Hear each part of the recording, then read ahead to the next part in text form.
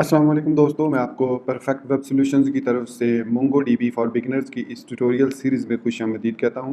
दोस्तों, मेरा नाम इमरान कासिम है और ये हमारा मोंगोडीबी फॉर बिगिनर की सीरीज़ का 5वां हिस्सा है, मतलब पार्ट 5 है। और आज के इस वीडियो ट्यूटोरियल में हम देखेंगे कि मोंगोडीबी के अंदर प्रोजेक्शन क्या होती है। उसके अलावा हम लुकअप को देखेंगे, सॉर्ट, स्किप और लिमिट मेथड्स को, या आप कह सकते हैं कि एग्रीगेशन मेथड्स को हम देखेंगे। सॉर्ट, स्किप और लिमिट जो है वो सिंगल जो है हमारे पास सिंगल पर्पस मेथड्स हैं, एग्रीगेशन मेथड्स हैं, जबकि लुकअप जो है वो हमारे पास एग्रीगेशन मेथड है। पाइपलाइन के साथ हम इसको एग्रीगेट मेथड के साथ यूज़ करते हैं।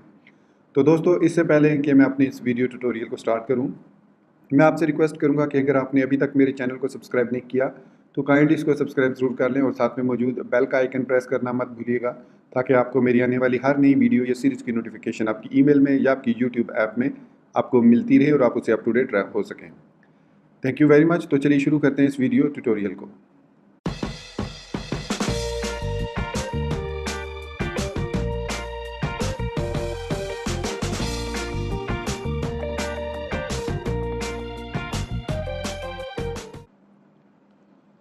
तो दोस्तों, आपको इस वक्त मेरे कंप्यूटर की स्क्रीन पर मेरा टर्मिनल नज़र आ रहा होगा और उस टर्मिनल में मैं इस वक्त लॉग्ड इन हूँ मोंगोडीबी के लोकल इंस्टेंस में।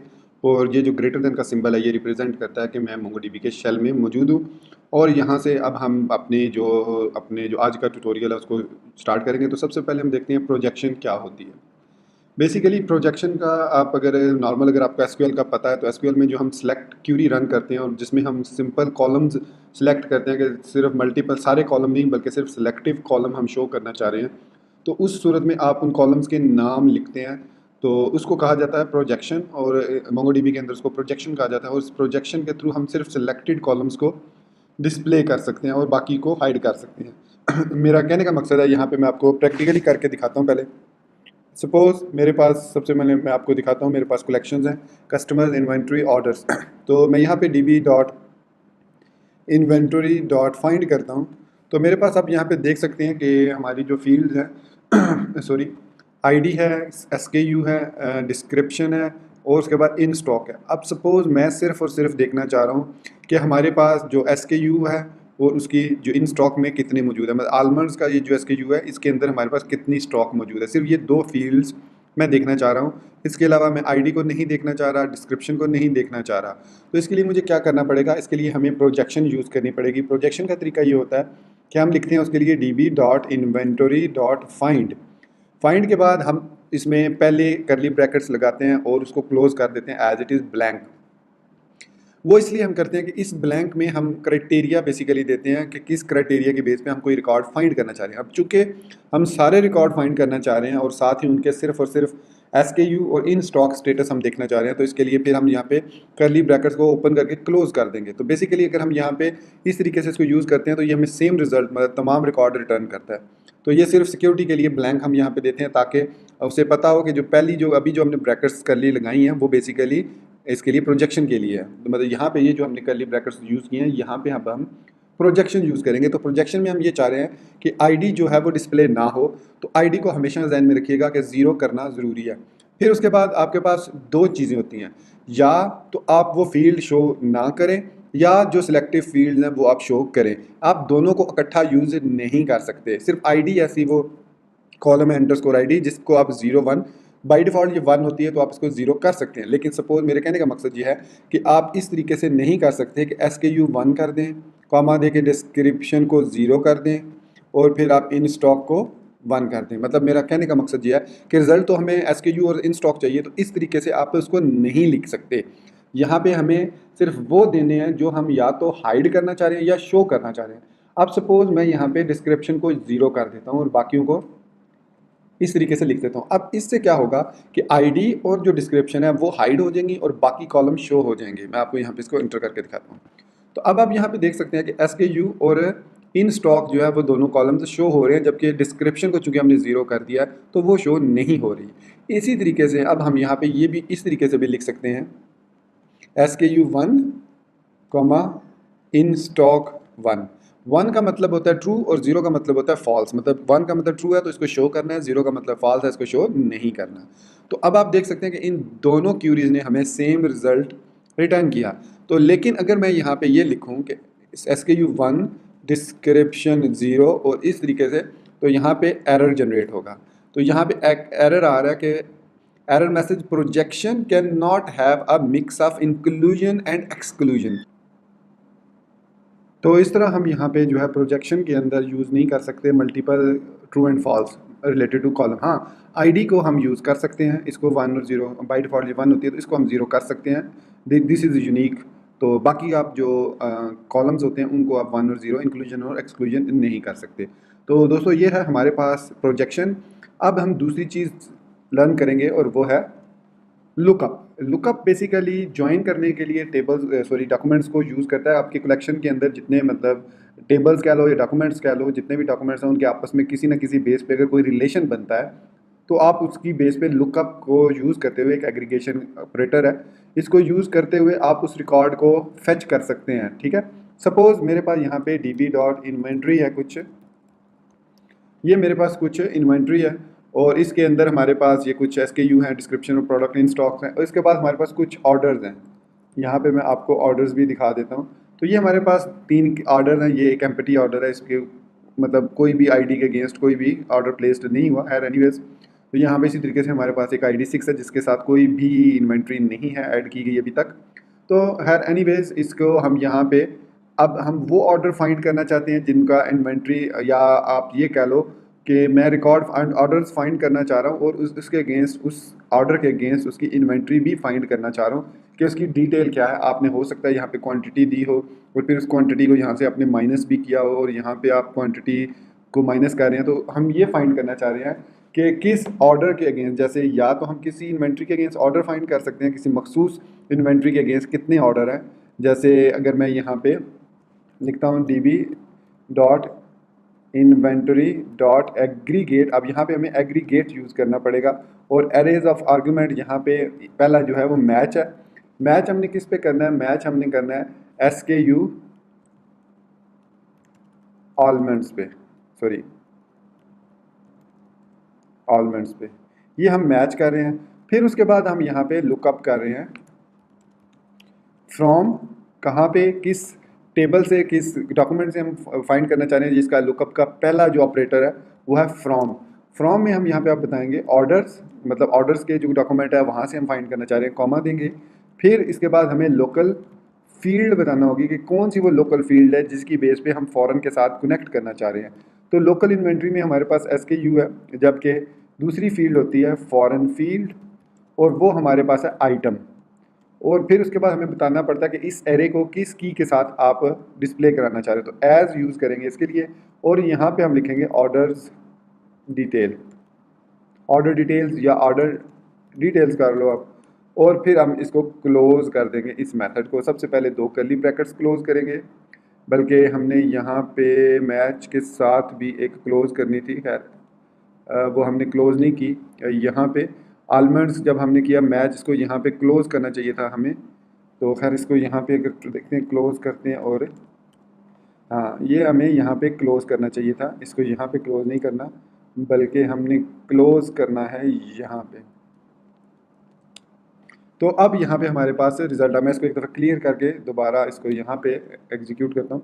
तो यहाँ पे अब आप देख सकते हैं कि SKU पे हमारे पास आलमंड, इसको मैं आगे अगर यहाँ पे प्रीटी लगा दूँ तो अब हमारे पास ये डाटा जो है वो प्रीटी फॉर्मेट में डिस्प्ले हो रहा है। तो अब यहाँ पे हम देख सकते हैं कि ID 1 के अगेंस्ट जो SKU एलिमेंट है उसकी डिस्क्रिप्शन ये है, उसकी इन स्टॉक ये है और उसकी ऑर्डर डिटेल ये है जो हमने की लास्ट पे यहाँ पे ऐड की थी, ऑर्डर एज ऑर्डर डिटेल्स। और उसके अंदर एरेज ऑफ डाटा आ रहा है जिसमें हमें पता चल रहा है कि हमारे पास 2 ऑर्डर्स हैं, एक ID 1 है और आइटम आलमंड है, प्राइस 12 है, क्वांटिटी 2 है और दूसरे में क्वांटिटी हमारे पास 3 है। तो ये उसकी डिटेल भी यहाँ पे हमारे पास आ गई। आल दो यहाँ पे आइटम जो है रिपीट हो रहा है, लेकिन खैर एनीवेज हम इसको डिस्प्ले नहीं करना चाहते तो ना ऐड करें अपने व्यू में, जहाँ पे भी हम इसको यूज़ करना चाह रहे हैं। तो बेसिकली लुकअप जो है वो इस तरीके से काम करता है। आप इसको लुकअप के थ्रू आप किसी भी SKU को अगर आप नहीं फाइंड करना चाह रहे, किसी SKU को सिंपल लुकअप को यूज़ करना चाह रहे हैं तो वो तमाम फील्ड्स को उस पर फिर अप्लाई करेगा। यहाँ से मैं इसको मैच को ख़त्म कर देता हूँ और डेफिनेटली फिर हमें एरे भी ख़त्म करनी पड़ेगी क्योंकि हमें यहाँ पे एरे तो हम यूज़ नहीं कर रहे। तो यहाँ से हम इसको इस तरीके से ऐड करेंगे। तो अब यहाँ पे हमारे पास जितने ऑर्डर्स हैं यहाँ से स्टार्ट हो रहे हैं। तो हर ऑर्डर की ये ID 1 है, ये हमारे पास ऑर्डर 1 है। फिर हमारे पास यहाँ पे ऑर्डर 2 है, ये इसके सब पार्ट्स हैं, मतलब इस ऑर्डर SKU आलमंड के, फिर SKU ब्रेड है, फिर हमारे पास इसके बाद 2 ऑर्डर इसके हैं। फिर ये जो SKU नल है, इस पर कोई ऑर्डर नहीं है, ID सिर्फ एक ही 3 है जो कि इनकम्प्लीट ऑर्डर इस पर लिखा हुआ है। और उसके बाद हमारे पास ID 6 है, ऑर्डर डिटेल ID 3 हमारे पास यहाँ पे आ रही है। तो दोस्तों इस तरीके से हम लुकअप को यूज़ करते हुए, लुकअप एग्रीगेट ऑपरेटर को यूज़ करते हुए इसको यूज़ कर सकते हैं पाइपलाइन के साथ, एग्रीगेट पाइपलाइन के साथ, और हम अपना डिज़ायर्ड रिजल्ट हासिल कर सकते हैं दो टेबल्स के दरमियान। एक किस्म का आप ये समझ लें कि ये एक रिलेशनशिप बन जाता है जिसके लिए हम related items from another documents fetch कर सकते हैं। ठीक है, आई एम श्योर आपको लुकअप और प्रोजेक्शन की समझ आ गई होगी। चलिए अब बढ़ते हैं नेक्स्ट टॉपिक की तरफ, जो कि सॉर्टिंग का। तो सॉर्टिंग का वेरी सिंपल है। DB इन्वेंट्री है हमारे पास, तो सबसे पहले हमें पता होना चाहिए किसकी बेस पे सॉर्ट कर रहे हैं। अगर आप ये देखें तो ये ऑलरेडी सॉर्टेड है, हमारे पास आलमंड्स है, ब्रेड है, कैश्यूज़ है, पैकन्स हैं और नल है। तो ये तो already A B C P के हिसाब से ऑर्डर में है, लेकिन ये असेंडिंग ऑर्डर में है। तो सपोज़ मैं इसको डिसेंडिंग ऑर्डर में डिस्प्ले करना चाह रहा हूँ। बाई डिफ़ॉल्ट तो इस पर ना सेंडिंग लगी हुई है ना डिसेंडिंग, और चूँकि ये हमारे पास एक इस तरीके से मैंने ऐड किए हैं कि वो ABC के हिसाब से, तो इसलिए चलिए मैं इसको यहाँ पे आप अगर इन स्टॉक को देखें तो हमारे पास इन स्टॉक 120 है, 80 है, 60 है, फिर 70 है। तो पहले बड़ा नंबर है, फिर छोटा है, फिर उससे छोटा है, फिर उससे बड़ा है। तो अब इसकी बेस पे चलिए हम सॉर्ट कर लेते हैं इन स्टॉक की बेस पे। तो लिखेंगे DB डॉट इन्वेंटरी डॉट, अब इसके लिए हमें यहाँ पे फाइंड का मेथड यूज़ करना है सिंपल इस तरीके से। और इसके अंदर अगर आप देना चाहें तो ये करली ब्रैकेट्स इस तरह के एम्प्टी करली ऑब्जेक्ट देख सकते हैं, एक एम्प्टी ऑब्जेक्ट। फिर हम लिखेंगे डॉट, ये होता है चेनिंग मेथड, सॉर्ट, और सॉर्ट मेथड यूज़ करेंगे। और यहाँ पे हमें एक स्ट्रिंग देना होगा कि किसकी बेस पे हम सॉर्ट करना चाह रहे हैं। अब उसके लिए हम यहाँ पे यूज़ करते हैं इन स्टॉक, और सॉरी यहाँ पे हमें ऑब्जेक्ट देना पड़ेगा। मैं कह रहा हूँ स्ट्रिंग नहीं कह रहा, स्ट्रिंग कह रहा था, तो ऑब्जेक्ट देना पड़ेगा। और यहाँ पे हम दे देते हैं 1। तो अब आपने देखा कि यहाँ पे हमारे पास ये असेंडिंग ऑर्डर में 60, 70, 80, 120 यहाँ पे डिस्प्ले हो गया। ये जो दो हैं ये इसलिए टॉप पे आए हैं कि इनमें से कोई वैल्यू नहीं है, तो डेफिनेटली वो फिर जीरो होगी। तो जीरो इज़ ग्रेटर, तो जीरो को एज इट इज़ 5 और 6 के ऑर्डर में यहाँ पे आप देख सकते हैं कि डिस्प्ले कर रहा है। उसके बाद उसने बाकी जो ऑर्डर थे उनको असेंडिंग ऑर्डर में इन स्टॉक के बेस पे सॉर्ट कर दिया, 60, 70, 80 और 120। इसी तरीके से अगर यहाँ पे आप -1 दे देते हैं, -1 का मतलब होता है डिसेंडिंग ऑर्डर। तो अब आप देख सकते हैं कि ये डिसेंडिंग ऑर्डर में हमारे पास डिस्प्ले हो रहे हैं 120, 80, 70 और 60। तो इस तरीके से हम सॉर्टिंग कर सकते हैं रिकॉर्ड की। अब बात करते हैं हम स्किप की। तो स्किप की मदद से हम क्या कर सकते हैं कि specified number of concurrent records को हम स्किप कर सकते हैं। मतलब अगर मेरे पास यहाँ पे db.inventory.find में हमारे पास 6 ऑब्जेक्ट्स हैं, ठीक है, इस वक्त 6 हैं, और मैं इसको सिर्फ सपोज मैं करना चाहूँगा पहले जो 2 हैं 1 और 2 ये स्किप कर दें, आलमंड और ब्रेड को, और बाकी जो 4 हैं वो उनको डिस्प्ले कर दें। तो सॉरी, तो इसके लिए मुझे स्किप का मेथड यूज़ करना होगा। तो स्किप का मेथड कैसे यूज़ करेंगे, सबसे पहले हम इनको एक दफ़ा फिर डिस्प्ले कराते हैं inventory.find,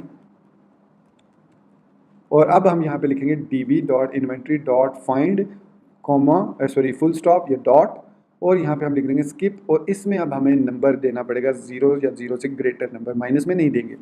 तो स्किप को कर दिया। तो अब आप देख सकते हैं आलमंड और ब्रेड को इसने स्किप कर दिया, और फिर कैशियो और पैकन्स और नल को इसने, और 6 नंबर को डिस्प्ले कर दिया, इन 4 को इसने डिस्प्ले कर दिया। तो इस तरह हम सॉर्ट मेथड को स्किप मेथड को यूज़ करते हुए, ये सिंगल जो है सिंगल मेथड है, सिंगल एग्रीगेशन मेथड है, या सिंगल लाइन आप कह सकते हैं, या सिंगल आप कह सकते हैं, इसको एग्रीगेशन मेथड है।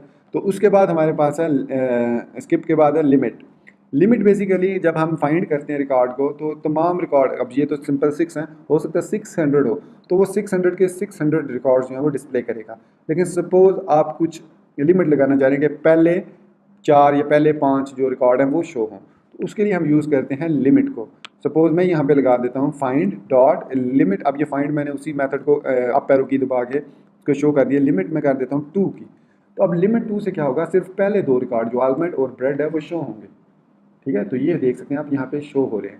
अब सपोज़ आप कोई इस किस्म की वेबसाइट बना रहे हैं नोड.jm के या मोंगो इसमें एक्सप्रेस में MongoDB को यूज़ करते हुए इसमें से डाटा फेच करना चाह रहे हैं, टॉप 5 या लेटेस्ट 5 पोस्ट। अब लेटेस्ट पोस्ट वो होती हैं जो बाद में ऐड की जाती हैं, मतलब ये 6, 5, 4, 3, 2, 1 जो है इस तरीके से फाइंड की जाती हैं।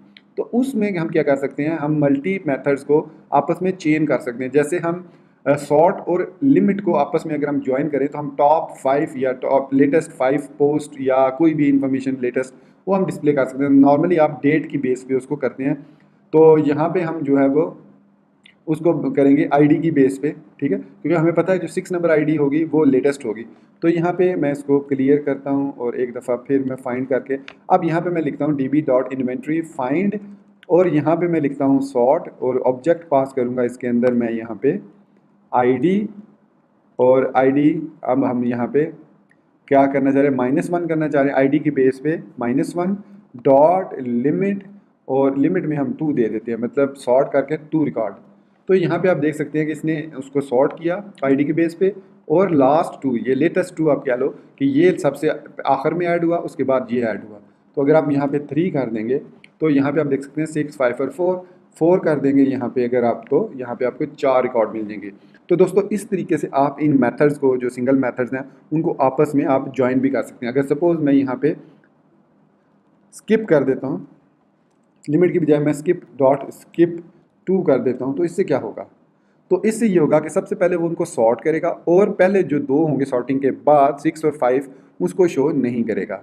तो यहाँ पे आप देख सकते हैं स्किप 2 के बाद उसने 4, 3, 2 और 1 को डिस्प्ले किया, 6 और 5 को डिस्प्ले नहीं किया। तो इस तरीके से हम मेथड्स को आपस में ज्वाइन भी कर सकते हैं। इसी तरीके से हम स्किप भी कर सकते हैं और लिमिट को भी आपस में ज्वाइन कर सकते हैं। सपोज़ यहाँ पे मैं कहता हूँ स्किप 2 डॉट लिमिट 1, तो अब इसका क्या मतलब हुआ कि 2 रिकॉर्ड को स्किप कर दो, पहले 2 रिकॉर्ड्स को स्किप कर दो, 1 और 2 को, क्योंकि मैंने सॉर्टिंग नहीं लगाई, 1 और 2 को स्किप करके सिर्फ 3 वाले को एक रिकॉर्ड को शो कर दो। तो वो लिमिट 1 की मदद से उसने कैशू को शो किया। अगर मैं यहाँ पे 2 कर देता हूँ लिमिट, तो 3 और 4 को वो शो कर देगा, ठीक है। तो इसी तरीके से हम यहाँ पे इसके अलावा यहाँ पे हम ये भी लिख सकते हैं sort ID -1 dot skip dot limit. तो इसकी मदद से सॉरी यहाँ पे मैं ब्रैकेट लगाना भूल गया, यहाँ पे कर्ली ब्रैकेट आती थी ये। तो देखें इसकी मदद से भी इस तरीके से, अब इस रिकॉर्ड में जो हमने आउटपुट ली इस रिकॉर्ड से, चलिए मैं इसको एक दफ़ा क्लियर करके आप दिखा देता हूँ आपको, जिसमें मैंने स्किप और लिमिट यूज़ किया है, फिर उसके बाद सॉर्ट, स्किप और लिमिट। अब आप देख सकते हैं कि यहाँ पे 3 और 4 रिकॉर्ड आ रहा है स्किप करके और यहाँ पे 4 और 3 आ रहा है, मतलब रिकॉर्ड सेम आ रहा है, यहाँ पे भी 3, 4 आ रहा है, यहाँ पे भी 3, 4, लेकिन डिफरेंस ये है कि यहाँ पे वो डिसेंडिंग ऑर्डर में है और यहाँ पे वो असेंडिंग ऑर्डर में based on the underscore ID. तो दोस्तों ये था हमारा आज का वीडियो ट्यूटोरियल अबाउट मोंगोडीबी। तो मेरा तो प्रोग्राम था इसको ख़त्म करने का 5 में, लेकिन अभी इसमें हम देखेंगे इंडेक्सिंग को नेक्स्ट वीडियो ट्यूटोरियल में, इंडेक्सिंग क्या होती है और कैसे हम इंडेक्सिंग परफॉर्म कर सकते हैं। तो उसके अलावा अगर वो ट्यूटोरियल लंबा ना हुआ तो हम थोड़ा सा उसमें मॉडलिंग के बारे में भी सर्च करेंगे कि मॉडल, हाल दो मोंगोडीबी में मॉडल्स की इतनी इंपॉर्टेंस नहीं है, आप अपनी मर्ज़ी से जिस किस्म के भी डाटा टाइप्स बनाना चाहें बना सकते हैं, लेकिन models are important aspects of MongoDB. तो हम उसको देखेंगे इंडेक्सिंग को और मॉडल्स को, या हो सकता है सिर्फ इंडेक्सिंग को देखें नेक्स्ट वीडियो ट्यूटोरियल में। तो आई थिंक 2 या 3 वीडियो ट्यूटोरियल और मोंगोडीबी के आएंगे। तो उम्मीद करता हूँ कि आपको मेरा ये वीडियो ट्यूटोरियल भी मेरे दूसरे ट्यूटोरियल की तरह पसंद आएगा और आप इसको लाइक करना, मेरे चैनल को सब्सक्राइब करना बिल्कुल नहीं भूलेंगे। अपनी दुआओं में याद कर रखिएगा। Thank you very much for being with me till end. Take care, अल्लाह हाफिज़ एंड बाय।